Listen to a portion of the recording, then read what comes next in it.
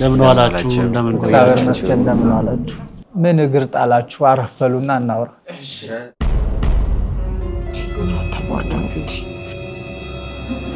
እንደው የመጣንበትን አላማ እንኳን ሳናሳካ አንቀመጥም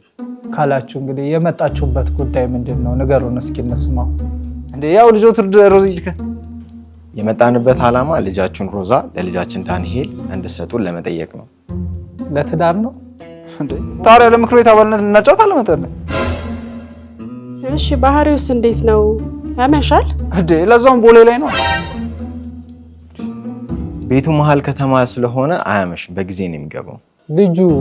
ምን አለው እምንስ ያስተዳድራታል እንዴ ቦሌ ስኩል ፍለፊት ያለው ግድግድ እየሆነ ዘወቃችሁት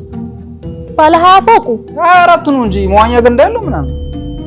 አራ ፌንቱ በኋላ ይደርሳል እንደ ጨርሰን ደናኒ እኛ ለማለት የፈለግነው እሱ ህንጻ ላይ ባለ 3 መኝታ ቅንጡ አፓርትመንት አለው እዛ ላይ ነው የሚያኖራት ለማለት ነው ታዲያ እንደዛ ይልም እንዴ ይሁን እና ምንድነው የሚሰራው ምን አለው በምንድነው የሚያስተዳድራት ያው ልጁ እንኳን ነጋዴ ነው ነገር ግን እዛው የሚኖርበት ህንጻ ላይ ሱቅ ገዝቶ አከራይቷል የሚገርም ሳቢ ያለው ማለት ነው በቃ ቻለው ይሄማ ብልሃተኛ ልጅ ነው